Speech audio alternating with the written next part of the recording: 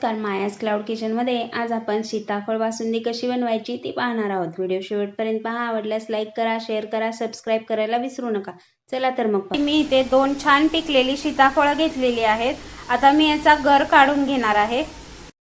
इथे मी अर्धा लिटर दूध, अर्धी वाटी साखर, 4 ते 5 वेलदोडे बारीक कुटून घेतलेले आहेत, चारोळे आणि पिस्ता घेतलेले आहेत थोडेसे, 4 बदाम, 4 काजू, 5 ते 6 केशरच्या काड्या घेतलेल्या आहेत।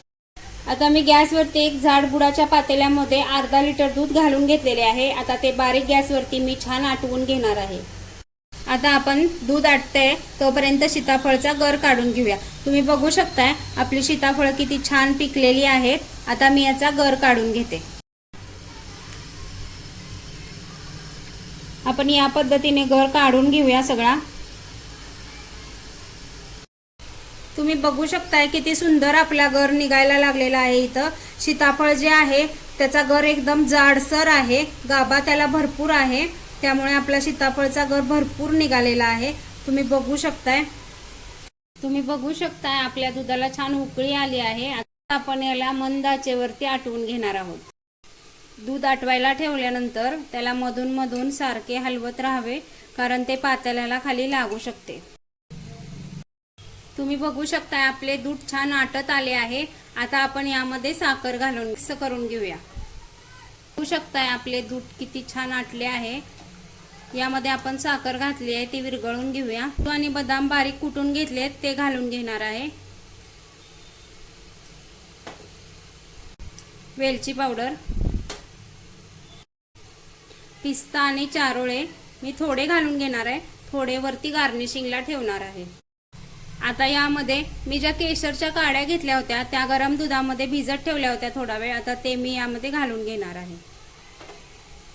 5 ते 7 मिनिटं आपण याला छान असेच आटवून घेणार आहोत। तुम्ही बघू शकता आपलं दूध इथं खूप छान आटलेलं आहे, त्याचा रंगही बदललेला आहे। आता मी गॅस बंद करते आणि याला एका बाउलमध्ये काढून घेते।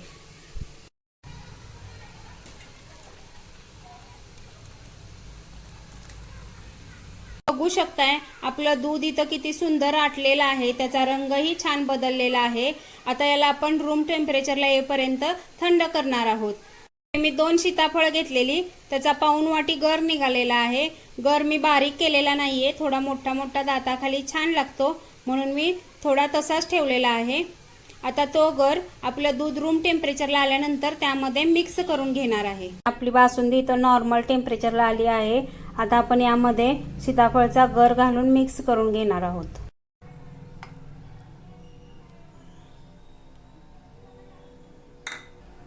आता याला छान आपण मिक्स करून घेणार आहोत। याच्यावरती मी काजू बदामाचे काप घालून घेतलेले आहेत। आता याला मी 4 ते 5 तासासाठी फ्रीज मध्ये ठेवून थंड करून घेणार आहे।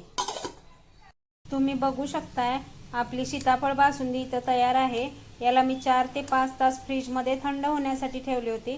किती सुंदर झाली आहे। आता आपण याला एका बाउल मध्ये खाण्यासाठी काढून घेऊया।